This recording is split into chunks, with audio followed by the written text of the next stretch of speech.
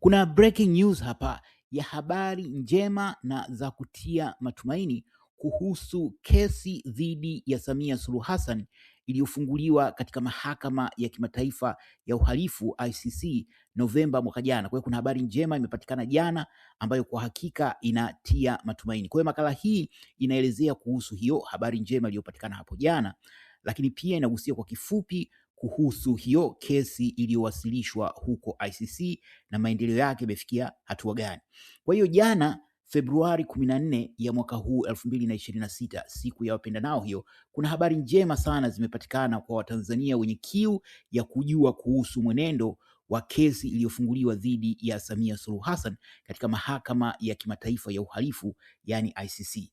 Sasa jana kwenye akaunti ya kwenye mtandao wa kijamii wa X, zamani Twitter, ambapo akaunti ya ICC, hii mahakama ya kimataifa ya uhalifu, iliweka picha, na hii picha ilikuwa ikimuonyesha naibu mwendesha mashtaka wa ICC Bwana Mame Mandiae Niang akiwa katika maongezi ya ana kwa ana na waziri wa mambo ya nje na ushirikiano wa Afrika Mashariki wa Tanzania Mahmoud Thabit Kombo.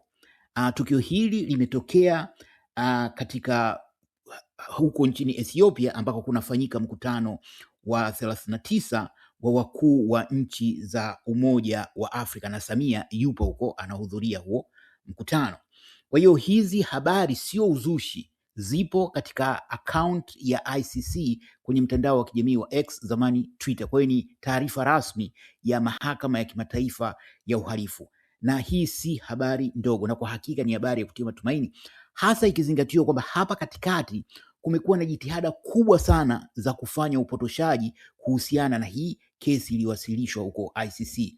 Mtu mmoja ambaye mimi namfahamu kama amekuwa akifanya jitihada kubwa za kutafuta haki za Watanzania aliwahi kunukuliwa akiwapotosha watu kwamba hakuna rais aliyopo madarakani ambaye amewahi kuchukuliwa hatua na ICC. Taarifa hizo ni za uongo kwa sababu kiongozi wa zamani wa Libya Muammar Gaddafi alikuwa ni miongoni mwa watu waliofunguliwa mashtaka huko ICC wakati akiwa madarakani. Kwa hiyo kuna jitihada kubwa za kupotosha ukweli, lakini pia ni muhimu, na Jasusi TV inatilia mkazo sana kuhusu hili, ndio maana kuna jitihada kubwa za kuhakikisha kuwa kila taarifa inayopatikana inawekwa hapa. Kuna jitihada kubwa sana zinazofanywa na serikali ya Samia Suluhu Hassan pamoja na machawa huko CCM kutengeneza maelezo mbadala dhidi ya hali halisi jinsi ilivyo. Kwa hiyo taarifa zikipatikana njema, wao wana create aidha matukio ya kuwatoa watu relini, na wanajua kwamba Watanzania wengi wanapenda habari za ubuyu na vitu kama hivyo. Kwa hiyo habari za muhimu kama hizi, kuna jitihada kubwa sana inayofanyika kuhakikisha kuwa haziwafikii Watanzania, kujua kwamba haki yao inatafutwa na huenda ikapatikana hivi karibuni.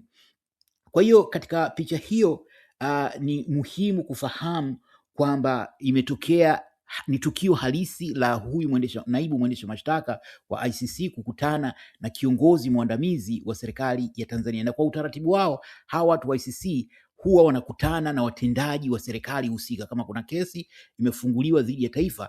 Kwa hiyo mara nyingi si kama watakwenda kukutana na mtuhumiwa halisi, yani kwenda kukutana kwa mfano hapa na Samia, bali watakutana na baadhi ya viongozi watendaji waandamizi wa serikali ya Tanzania kama ilivyojiri hapo jana. Sasa ni muhimu kuelewa kwamba hili tukio na hii picha ina uzito kiasi gani, na Jasusi TV inakueleza. Kwanza ni muhimu kumwelewa huyu naibu mwendesha mashtaka wa ICC, background yake na nafasi yake ndani ya ICC. Huyu jamaa ni raia wa Senegal, ni mwanasheria mkongwe mwenye uzoefu wa zaidi ya miaka 34 katika mfumo wa kimahakama za kimataifa. Alichaguliwa kuwa naibu mwendesha mashtaka wa ICC tarehe 10 Disemba 2021. Kabla ya hapo alikuwa jaji katika mahakama ya kimataifa ya makosa ya jinai ya Rwanda, na amefanya kazi katika taasisi mbalimbali za Umoja wa Mataifa.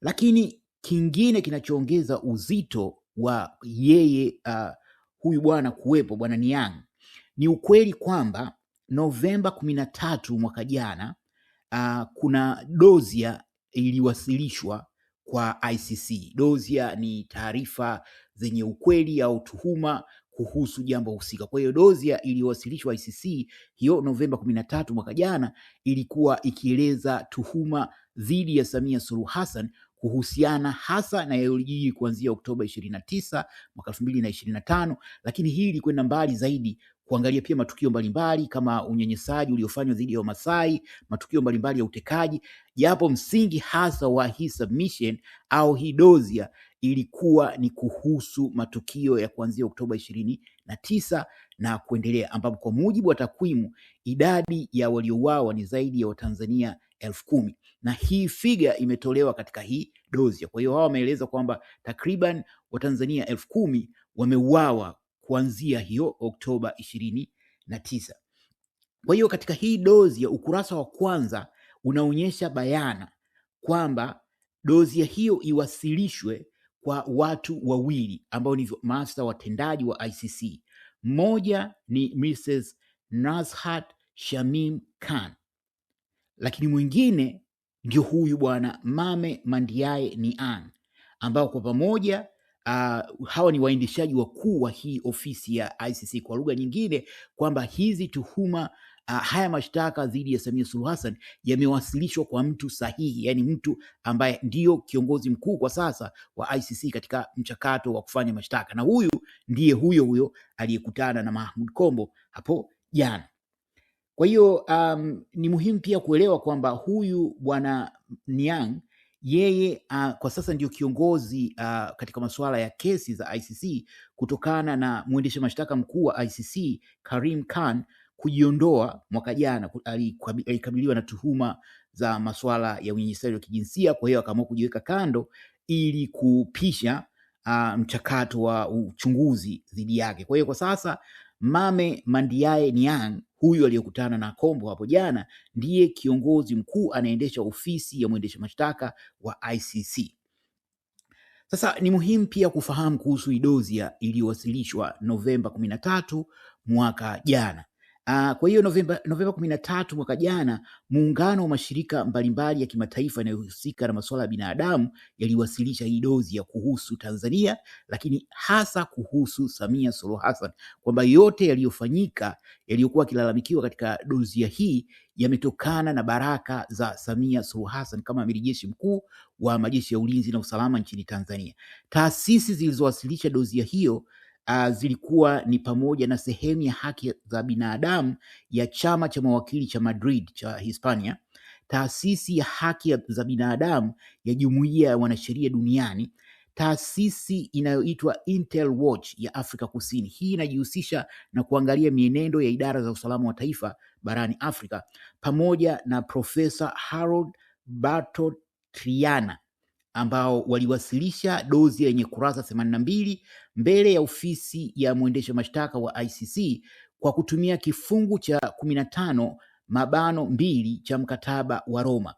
Na dozia hii ilikuwa inadai kwamba serikali ya Tanzania imefanya uhalifu dhidi ya binadamu, ikiwemo mauaji ya maelfu ya raia wasio na hatia, hasa baada ya uchaguzi mkuu wa Oktoba 2025, lakini pia watu mbalimbali kutekwa ambao ni zaidi ya watu 200 tangu mwaka 2019, lakini pia mateso dhidi ya wapinzani na watetezi wa haki za binadamu, unyanyasaji wa kijinsia dhidi ya watu mbalimbali, na pamoja na uamuzi wa serikali ya Samia Suluhu Hassan kuzima mtandao kwa siku 5 mfululizo kwa lengo mahususi la kuficha unyama uliokuwa ukiendelea kuanzia Oktoba 29 mpaka mwanzoni mwa Novemba 2025.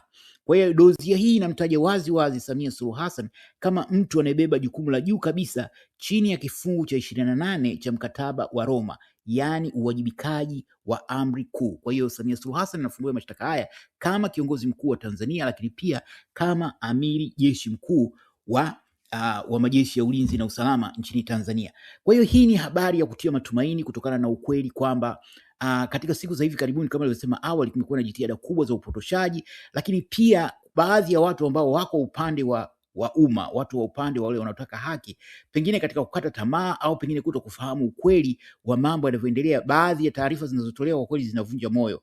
Nakumbuka kuna wakati nilisikiliza mtu mmoja akieleza hiyo taarifa kwamba hakuna kiongozi aliyeko madarakani ambaye amechukuliwa hatua, lakini wengine wadai kwamba mchakato wa kuchukua hatua ni mrefu. Kitu kimoja cha muhimu cha kuzingatia kwamba kwa nini kesi hii itaanza mapema, mchakato wa kesi utaanza mapema, ni kutokana na ukweli kwamba idadi ya waliouawa ni kubwa sana, tena katika muda mfupi, kwa maana ya kwamba takriban watu 10,000 kwa mujibu wa takwimu zilizopo waliuawa katika kipindi kifupi tu cha kuanzia Oktoba 29 mpaka pengine mwishoni wa mwezi Novemba, kwa sababu hicho ndio kipindi ambacho idadi kubwa sana ya watu waliuawa. Kwa hiyo idadi kubwa ya watu ni moja ya vitu vitakavyofanya kesi hii isikilizwe mapema, japo kwa kawaida mchakato unachukua muda mrefu. Lakini kingine cha muhimu ni aina ya ushahidi, kwamba licha ya serikali ya Samia Suluhu Hassan kuzima mtandao, kulipatikana ushahidi mwingi sana, na ushahidi umefanikiwa kukusanywa na kuwasilishwa ICC. Kwa hiyo matarajio ni kwamba tutapata habari njema kuhusiana na kesi hivi karibuni, na hii mkutano wa jana unaonekana kwa rasmi, na serikali ya Tanzania na akaunti za Machawa hawajaposti kuhusu hili, kwa sababu kwao hii ni habari mbaya. Una maoni gani kuhusu haya? Karibu utoe maoni yako hapo chini kwenye comment. Asanteni na kwaheri.